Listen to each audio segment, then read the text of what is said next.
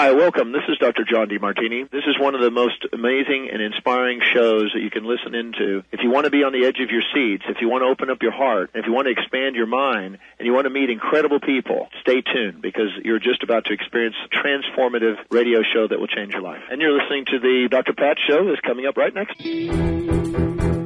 Welcome to the Dr. Pat Show. Talk radio to thrive by. Powerful, inspiring, and coming to you live, bringing you stories of people like you and me, busting through and living life full out.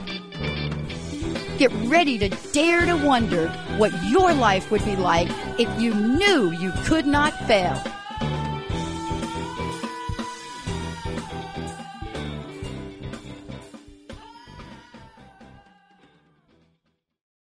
Everybody, welcome. It's so great to have all of you tune us in and turn us on today. Thank you so much for doing that. We have a great show lined up for you today. Actually, we have a great number of shows lined up for you today on Transformation Talk Radio. After this show with Dr. Loretta Billoups, we have another show and then another one at 11 because we have responded to what you want to hear more about. Today's show is absolutely one of the must listen to watch shows, relationships and your mental health with Dr. Loretta Billoups.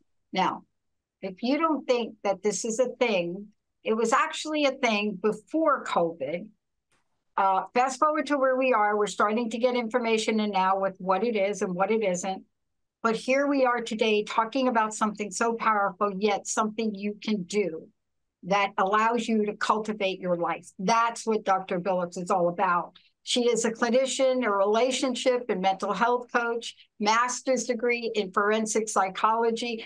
All of this sets the stage for what her passion really is. Her passion is to help each and every one of us as a coach, as a clinician, everybody out there step forward in the most optimal way you can. And it is so extremely difficult to do that when you have mental health challenges. I don't know how else to say it. I think we dance around mental health in the phrase. And I think for those of us that have lost people to suicide, my mom, I'm telling you, the dancing has got to stop. Mm-hmm. Dr. Billoups, it's great to have you, right? What do you think about that? Absolutely. Good morning. Thank you for having me. Absolutely. Yeah. The dancing has got to stop. The stigma has got to decrease. We have to have these conversations and really be transparent and open with each other and our loved ones and friends and talk about mental health because it's real and it's not going anywhere. Yeah. Okay. Simone Biles. I need to start out with that for a moment. Simone Biles, it wasn't the first to open up the door. There were others, but it was on such an international platform. There have been many, many others. But this is not just a challenge for athletes. This goes on in each and every one of our lives. Let's give people a baseline for this now. It's not just the Simone Biles or, other people we see in the media. It really is right now a mass population issue, isn't it? Absolutely. Absolutely. I mean, it's affecting, God, I've mentioned before, I work at a psychiatric hospital. We have children as young as 6 years old coming in. This is a pandemic, an epidemic. Our mental health is struggling. And unfortunately, we don't have a lot of resources. Unfortunately, oftentimes we come across situations where we don't have people to talk to. And so we internalize. And that's where the problem really begins. So I'm grateful to Simone Biles and other individuals who put that information out there and are not ashamed to say, hey, I'm struggling and I need help. Yeah. And it allows people to ask for help. So, yeah. My mom took her life when I was 7 years old, but I will say I really need to take my hat off to her courage because she didn't go quietly. She left a series of letters for me and my sister, which we didn't actually know about until my dad died, but my stepmom kept them. And it really did shine the light and explain so many things. But here we are, and we often think, yeah, but I can get along really well. Yeah, you can if you live on your own planet. But the minute you enter your relationship with somebody, I don't care what that relationship is, Oh my goodness, what comes out of that? Absolutely. So yeah, so like you said, maybe you're going along and you're like, I feel fine, everything is fine. But then you get into a relationship with someone and all of a sudden, maybe if they're intuitive or whatever have you, maybe they'll notice some changes within you, you know what I mean? Or maybe they're not. It really just depends. But when you're in a relationship with someone and there's mental health problems, 9 times out of 10, the relationship will start to go south because you're not at your best. You're not able to do the things that you normally enjoy, whether it's things you enjoy, in your alone time or with your partner. So the relationship will unfortunately end up suffering. Yeah. And I love this question because I don't know that we're going to answer this question today, but it's the old, it's a chicken and the egg question. And this is a question I know you must get. I know I get it, which is, well, wait a minute. Is it my relationship that caused my mental health challenges, or did I have them before? You see how that little cycle goes. Yes. And, the thing that I looked at, or have looked at, especially in my own family and especially with the people I work with, is there's usually a sign that shows up, whether you're in a relationship or not. There's usually a sign that points out to an area of vulnerability we should be aware of. Now, I'm not saying that this is what you bring into a relationship. I'm saying there may be a sign. But what's your experience? Is it that there's something that may exist before and then the relationship just triggers it? What have you seen? I've seen it both ways, but majority it's something that has existed before. And I also have to bring up, like, the things that we experienced childhood. I was working with a client, a male, and he was expressing to me that, he all of a sudden he started, this is according to him, all of a sudden, but we know it's not all of a sudden. All of a sudden he started to become very jealous of his partner and not wanting her to go out with his friends. And he started to express a lot of aggression towards her and, started to be very controlling. And when we dissected that, what we found out was this man had a extensive history of abandonment. His mother was in and out of his life. Growing up, she was on drugs. He was neglected, mistreated, whatever have you. Yeah. And because he had did what he thought was a good job of suppressing that, it came up later in his current relationship, where the minute his girlfriend was, out of his sight for a couple of hours, he began to agonize. Is she cheating on me? When is she coming back? And things like that. So to answer your question, I think that it's something that we've had, we experienced in our lives, whether it's with caregivers or previous relationships, and then we bring it into the current relationship. And again, that person suffers because of the things that you experienced in the past. I want to talk about some things. I related to my mom a little bit, and clearly her letters to myself and my sister, actually she wrote them to my dad, but the letters really talk to some of the characteristics I want to go over with you now, because it's one thing for us to see the event. By the time anything hits the media, we're so far beyond, any kind of signs or symptoms, right? What are some of the characteristics that you've seen, and how often is it that we just be like pushing them aside? We're like, oh, okay, that was just a moment, but that's not really anything going on with me, right? Denial is the enemy of mental health, I think, at some point. Right. Absolutely. It is. It really is. So some of the characteristics in relationships that I see are like the constant arguing or bickering, self-centered, lack of communication. In our last podcast, we talked about abuse, how that's a big issue. Maybe the relationship, the partner lacks goals or ambitions. And then, of course, the infamous trust. That's always a big one when trust comes into the relationship. Yeah. Let's talk about trust for a minute, because many people don't associate trust with any kind of mental health challenge. What we tend to do is we tend to look at trust in a relationship as its own body of something. But it might be. But there are other parts of this. Let's talk about it, because trust has many different faces. There's, do we trust ourselves, right? Mm-hmm. Do we trust what other people are telling us about ourselves or a relationship? Right. Do we trust what we feel on the inside? Do we trust what the other person's doing?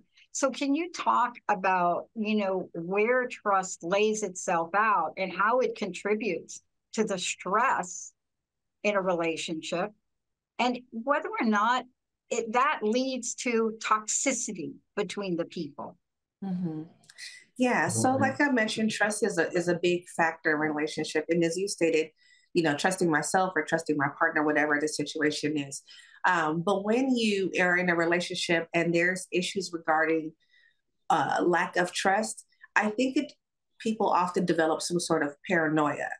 And you absolutely feel like, am I going mad?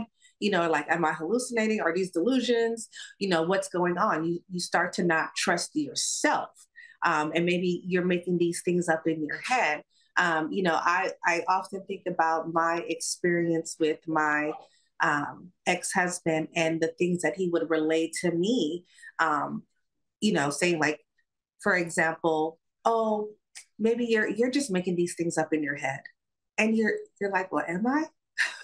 You start to second guess yourself, So trust is a big issue in relationships. And I think once the trust is gone, again, the relationship will falter. And it's not like you can't rekindle and have the relationship develop again once you build the trust, but it takes a lot of work. And sometimes people just don't have the energy or the time to do that.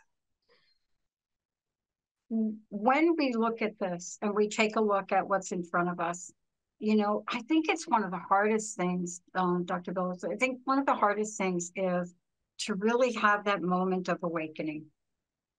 That moment where, albeit maybe a fleeting moment, it's a wake-up moment. Mm-hmm. It's where something that happens, right? You see something, and what it does then is it gives us information. I don't want to say that it gives us information, that's so obvious, but we have a sense that something is not right. We have a sense of something's not right in the relationship. We have a sense of something may not be right with me. And I use that term very loosely.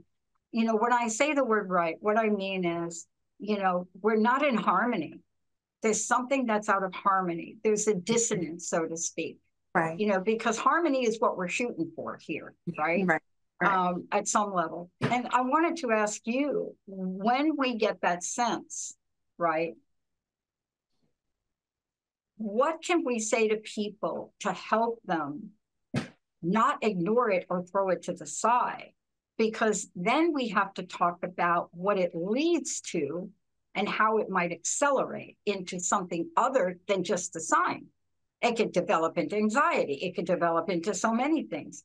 Mm-hmm. But what should people know about that moment that their eyes are wide shut and they realize, oh, something's a little off here?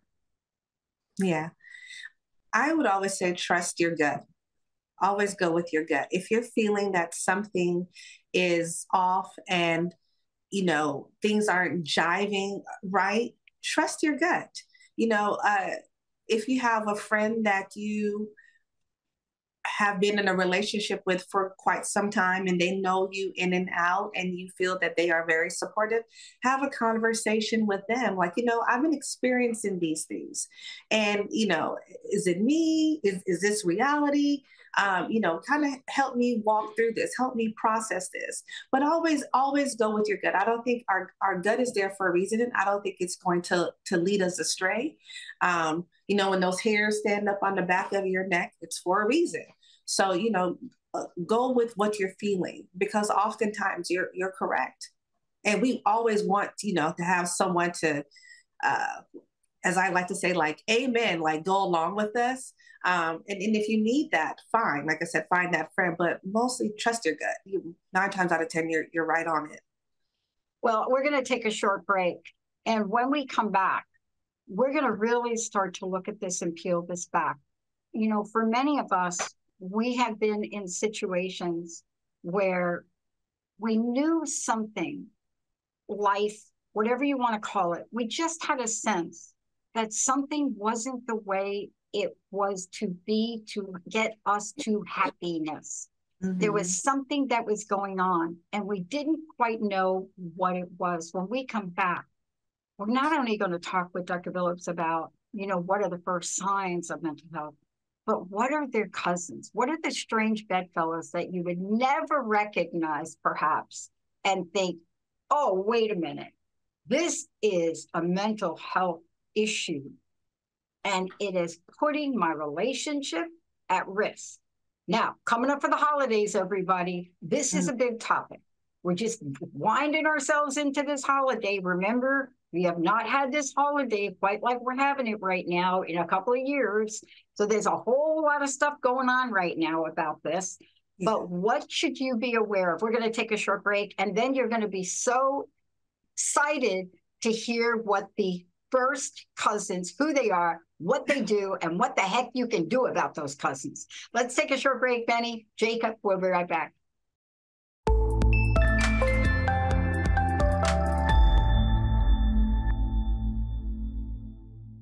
Hey, everybody, welcome. We are taking this conversation right to you. Many of you have been asking, look, we're coming up on this holiday, and there are some concerns.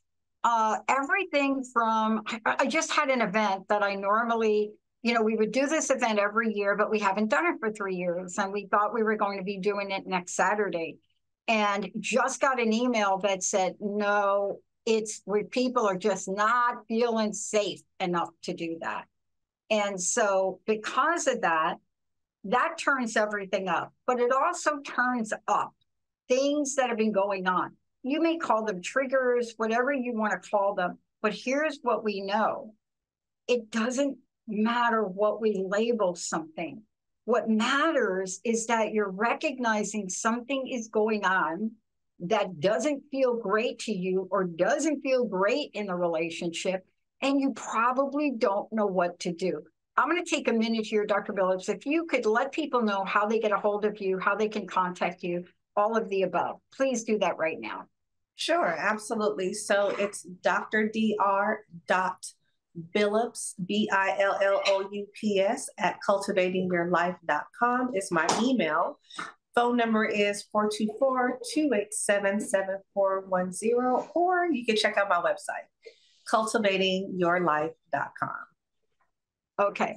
So what I want to talk about is, now we fast forward. You now have the recognition of something's not going right, but there are challenges that are now going to show up in relationships, and they're going to be challenges, let's just say relationships and the intersection between mental health, whatever that's going to look like. Now, I want to use the word relationship a little bit loosely, but I also want to use it in a very concrete way. Sometimes when we say relationships, we mean that love partner, that partner where that person, spouse, partner, marriage, whatever you want to call it, that person, your person.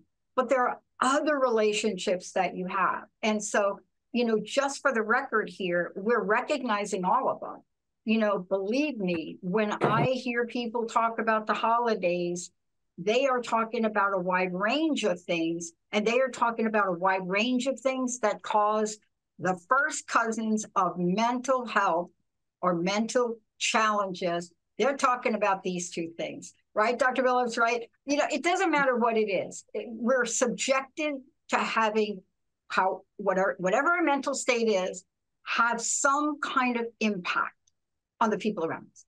Absolutely.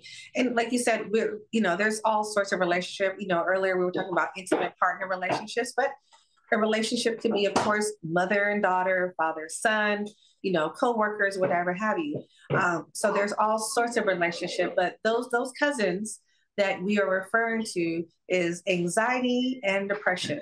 Not your first cousin, not your second cousin, but anxiety and depression. And typically, what happens is, Dr. Pat, is you start to develop the symptoms of anxiety first, and then it trickles in. If not controlled, if not addressed, then it trickles into depression. So let's just talk about these. And we're talking about a trickle into depression, but I want to be very clear about what that trickle is. Whenever we're talking about anxiety, whenever we're talking about something that's going on that really just churns our stomach on the inside, for lack of a better word or phrase, it just gets things churning. Is there a point by which we move from anxiety, right, where it becomes that place that then moves into or now encompasses depression, right? Because you can be anxious about a number of things, right? Anxious about going to a party, this party that was canceled. You know, Right. people got really anxious as we got closer to the date, where they're like, you know,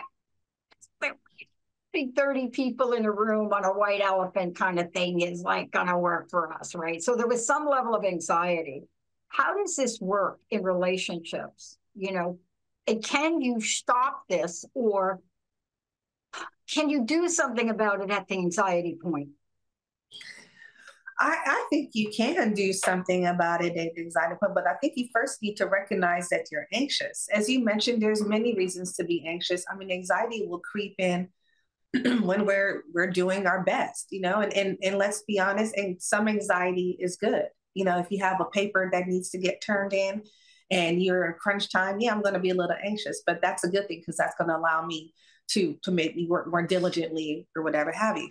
Anxiety is a problem when it's consuming you, when it's taking you out of your comfort zone. Anxiety is a problem when you are no longer able to do the things that you normally do because of fear, right? Because that's where it stems from. It's fear, it's worries, all those things. That's when it starts to become a problem. And in your relationships, excuse me, and you're becoming anxious, your partner may recognize that, right? Because I'll share with you that I've been diagnosed with general anxiety disorder. And so what that feels like sometimes is impending doom, right? You feel like you're going to die when your heart is racing, when you're having trouble focusing, and in these attacks come out of nowhere. It's scary. It's scary. And because of those things, you may become a little isolated and not as communicative as you were before. And it may pick up in your relationship. And it really does cause a problem if not addressed. Yeah. I mean, what we're talking about here is a state of being that many people don't wake up on a day. They don't wake up and say to themselves, "Oh, I think I want to be depressed today." Mm-hmm. And so this is really, I want to get back to something we started to talk about earlier. You know, the fact that we saw the pinnacle of a mental health challenge at the Olympics with Simone Biles. Mm-hmm. That does not mean that started like at the Olympics. And right. So there are signs and there are symptoms. What does anxiety look like for the people that are listening? You know, I gave you a case of my friends and the light bulb, like, we really miss you all, but hello. 30 people at a white elephant, even with masks, really scared some people, really scared people. Yeah. So the symptoms of anxieties, you know, differ for many of us. I've talked to a lot of patients who shared their symptoms, and I'm like, oh, that's a different one. Didn't know that one. But for majority of society, symptoms of anxiety would be like the restlessness, the rapid heartbeat, sometimes the tingling sensations in your extremities, nausea sometimes, the dry mouth. As I mentioned earlier with me, I've had the impending doom, sleep disturbances. Insomnia is a big one, maybe having trouble falling asleep, staying asleep, or waking up really early, the clammy hands. Those are some of the physical symptoms of anxiety that, you know, majority of, I think, society will say that they've experienced. Yeah. You know, I want to just talk to one of these because we're going to go to the next thing about this. You know, there are other ways the mental health can be affected, but I just want to talk about one thing that you mentioned in particular, because it is a thing, and it is the one thing that we blow off. And it is the many faces of, I can't get a good night's sleep. And I say many faces because I just went through this myself and had to figure out, what is going on here? Or did my clock set? Since I started the earlier shows, my clock now isn't getting up at 6, it's getting up at 4:30 because I have to be there right? Right. But there are just other things that cause people to stay up. And let me just throw a couple out there, and I'd love for you to comment. I just felt like watching that new television series that was on. Okay. And then when you find out, okay, like what? You watched it all night. And you got to go to work, or you're going to do something else. You see, aren't there these signs that are masked with let's just call it, the energy is, oh, I just wanted to. Mm-hmm. Right. Absolutely. Yeah. There are definitely signs. I just wanted to, for sure. It's funny that you say that, because I tend to fall asleep watching murder mysteries, and you would think. I know, I do too. Isn't that weird? No, but it just lulls me to sleep. But anyway, that's just me. But yeah, I think when it comes to insomnia, first of all, you want to rule out a couple of things, because as we get older, right, our internal clocks are changing, and could be some other underlying health concerns that could cause insomnia. But if it's, if you've got your clean bill of health from your doctor, and it's just that you may be having some stress, then you definitely want to practice good sleep hygiene.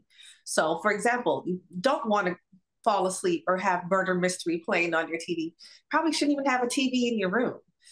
You know what I mean? Lighting is one thing, maybe make it as dark as possible, have a glass of tea, maybe a glass of red wine, something to start relaxing. I personally put on at 9:05, my phone goes off to tell me, hey, it's time to start winding down.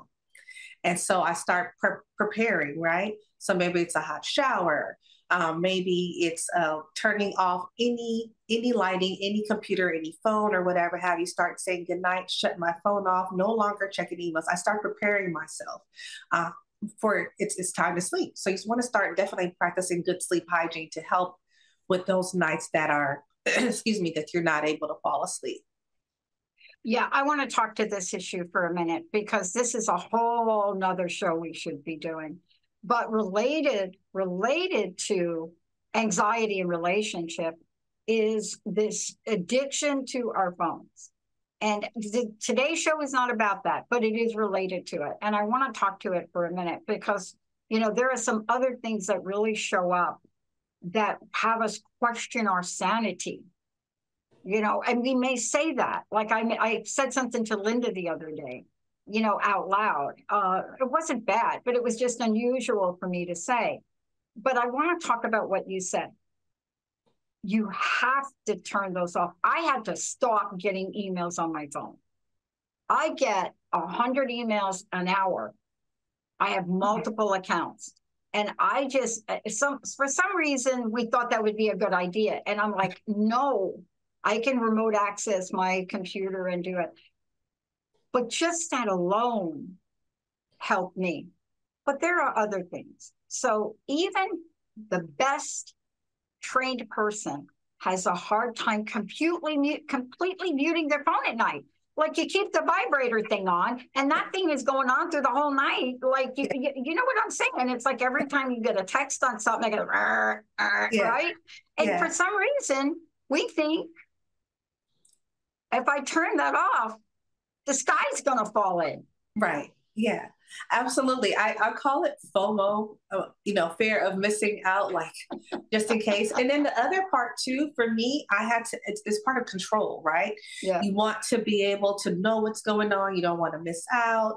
Maybe you're a parent and you have concerns about your children. You want to make sure that they can still have access to you, but you have to learn to let go of that, because you are not going to be able to fulfill or be good to anyone else if you or yourself if you're lacking sleep. Yeah. What I mean? Sleep is so vital.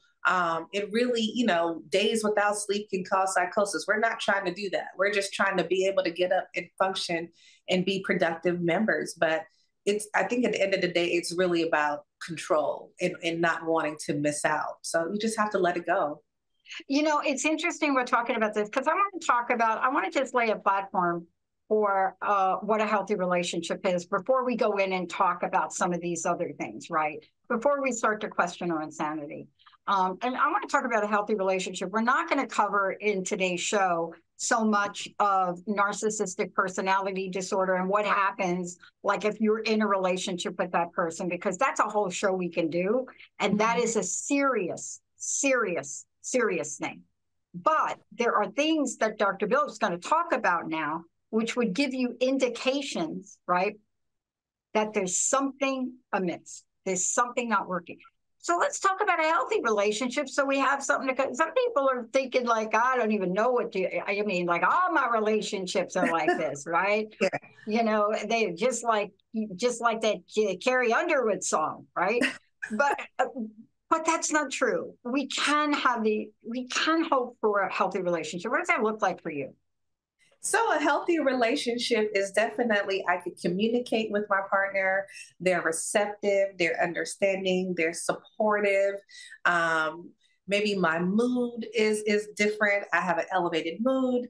I'm happier, maybe jovial, more relaxed, more pleasant. That's kind of what a healthy relationship looks like. And definitely a decrease in stress, you know? It's a wonderful thing when you come home to a partner and dinner's already done. You know, maybe the kids' homework is already done. You know, those things, so that it can allow you to decompress your day and just enjoy an evening with your family. You know. Yeah, I mean, there are acts of kindness. There are acts of kindness on both people's part. And this is a little confusing for people because they want to use this latest codependent label. And I'm just telling you folks, here's what's not codependent. This is it. When you actually want to do something for somebody, that is not codependent. That when you really want to do something for somebody, it's not like, oh, I should, I could have, I would have, I'm going to feel horrible if I don't. No, when you actually want to do something like cook, clean, whatever you want to do, that's a want. That's a desire. It makes you smile, makes you happy. But let's now talk about what gets in the way of that happy relationship. You know, I mean, what is it? You know, Pharrell's like happy dance, whatever that is that we saw where everybody was dancing happy. I had a group of friends say to me, that is just not the truth. So it's always going to be the naysayers to the happy song. But let's talk about this because you desire to want to have that feeling, and yet something pops up as an indicator that says, oh my goodness. Let's talk about the S word, stress. I remember being executive in HR in a Fortune 50 company. And I remember bringing this in to the executives. I reported to the executives and I said, we have got to have an EAP. And I think they thought I meant free lunches. I said, no, not EAT, EAP, Employee Assistance Program. Okay. Right. And I'm going to tell you, I mean, I work for a company and I thought they were going to throw me out of the room until one of the vice presidents, who was the head of the software organization, talked about the stress his people were feeling about missing a deadline that can cause the entire phone systems we have to shut down. Mm-hmm. Let's talk about stress because we're coming into the holidays. We blow this thing off. We're coming out of 3 years of COVID. We think it's over. We think we're cured. And yet my white elephant was canceled. Right. Stress. Oh God, the S word. Yeah.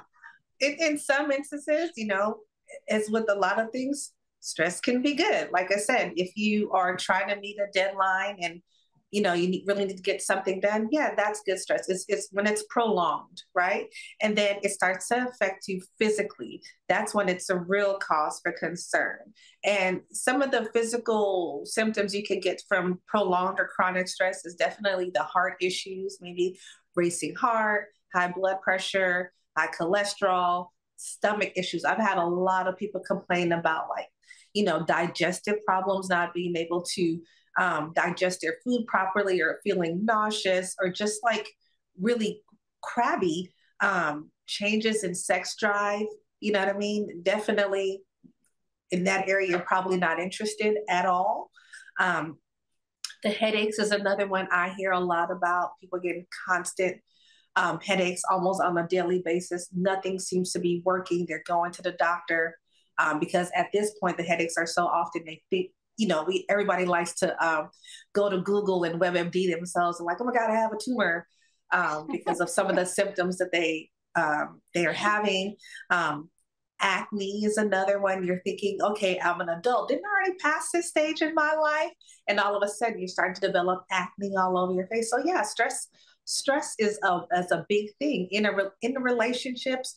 And as you mentioned, is that time of year, you know what I mean? We're all trying to please our loved ones, pick up things for our kids to make them happy, and not realizing that, you know what I mean, we're emptying out our accounts because we're so busy trying to please other people. But it does cause a lot of stress. Yeah. And these are the things you really need to look for.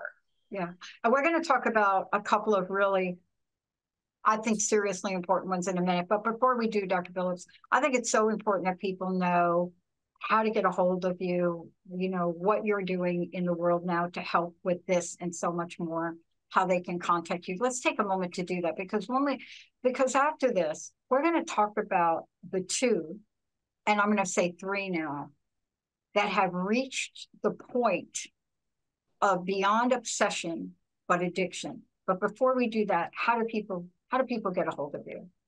So you could email me at dr.billoups@cultivatingyourlife.com, and it's spelled BILLOUPS. You can definitely give me a call at 424-784-2410, or check out the website, cultivatingyourlife.com.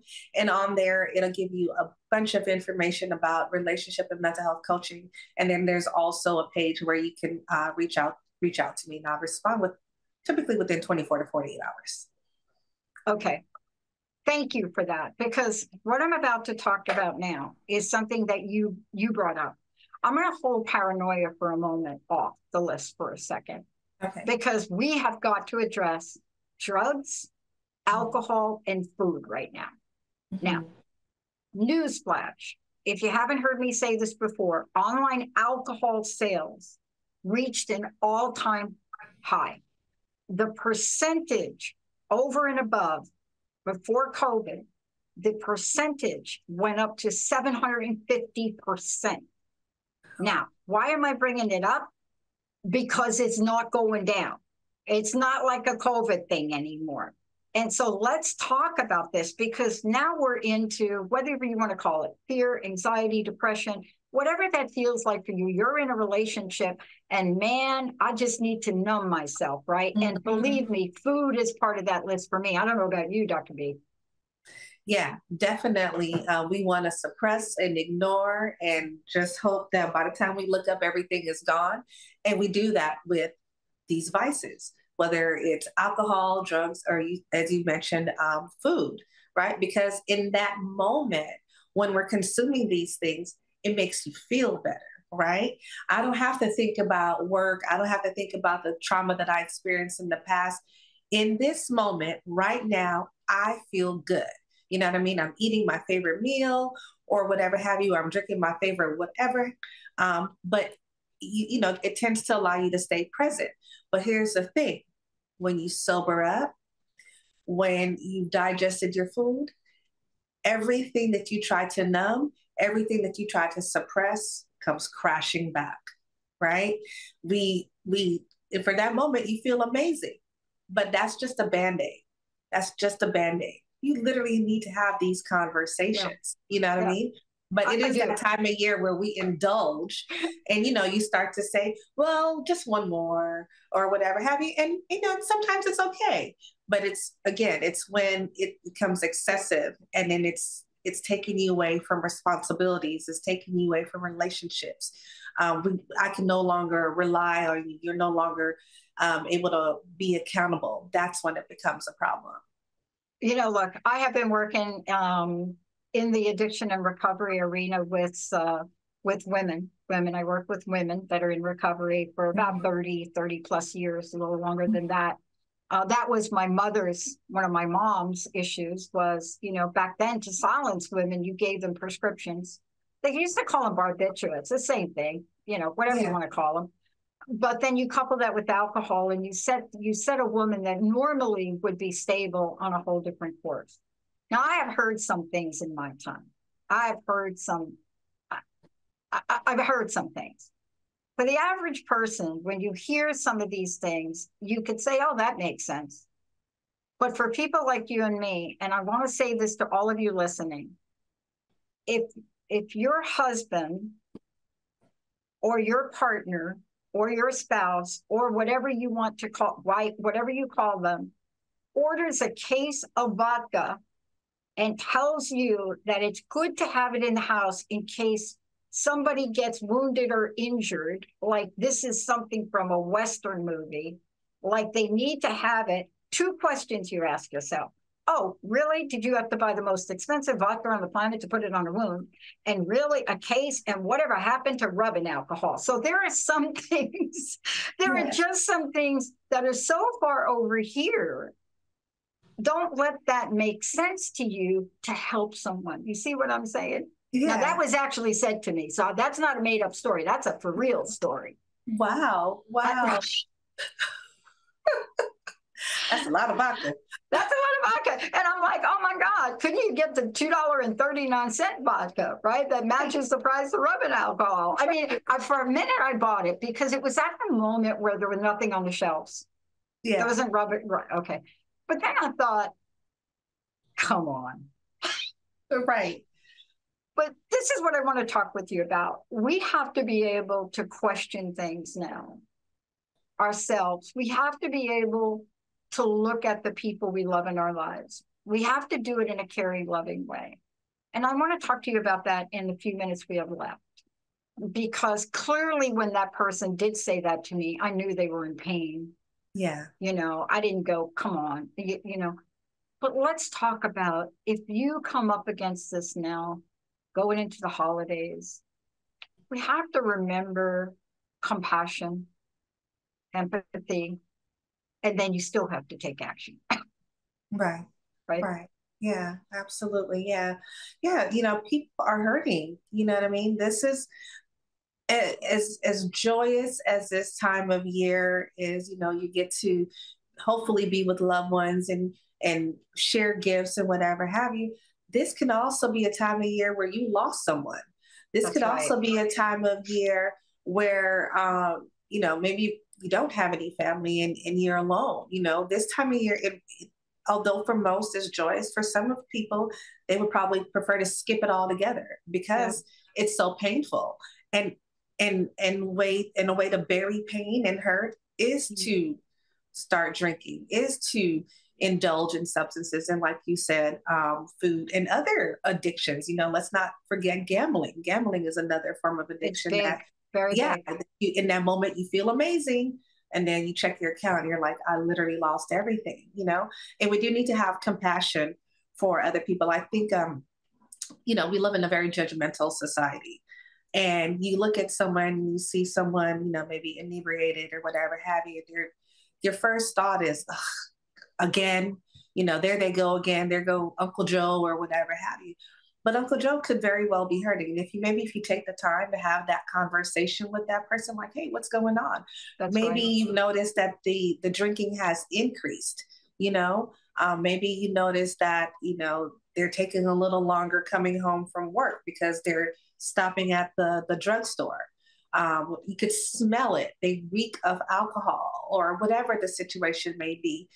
Have some compassion, have those conversations, and do it in a way that it's you're showing empathy and, not pointing fingers, really try to understand what people are going through. And if at all possible, offer them help, offer them support. Mm-hmm. Maybe they don't want to talk about it, but just let them know when you're ready, I'm here. Yeah. And that's what we really need. And, I want to say something. If your relationship is good, you still have to put the time and energy into keeping that good thing going. And I say good because there's no other word for it. But you're in that relationship, things are just working. there aren't the big things that come up. There may be the little thing like you burnt the turkey or something, but they're not the big things. You still have to nurture that. You still have to be aware of the things that you and I are talking about. Right. Because one night everybody's going to bed at the same time, and all of a sudden, no one of you is watching television all night long. See, these are things we have to be aware of. Let's talk about what we can help people with as they go into this holiday. Because for a lot of people, Dr. B, right, they haven't done this in a while. We were Zooming the turkey last year, right? That's what we did. We had a Zoom turkey dinner. Right. But now people are flying home, or they're you know what I'm saying? Yeah. You're entering the world of you don't know what you don't know now. Yeah, absolutely. Yeah, we're able to come together in a way that we really haven't been able to in the last couple of years, which is a good thing. I'm excited about it to see our family flying in this year myself. But again, it really does go back to, having compassion and accepting each other and loving each other and realizing that, hey, we might not have too many trips around the moon ourselves. So let's take the time that we have and just really embrace each other and support our loved ones, I have to tell you, I'm so glad you brought that up. I was talking to a friend of mine over the weekend who's having some really one thing after the other, and who actually lost a husband a year ago. Oh. And, one of the things that I'm watching is the advice people are giving her, like, just wait 3 years. Just wait 3 years. Like, for what? Like, wait to see what's going to be built over there for 3 years. Mm-hmm. If there's one thing we've learned not to wait when it comes to relationships and people, right? Right. Exactly. If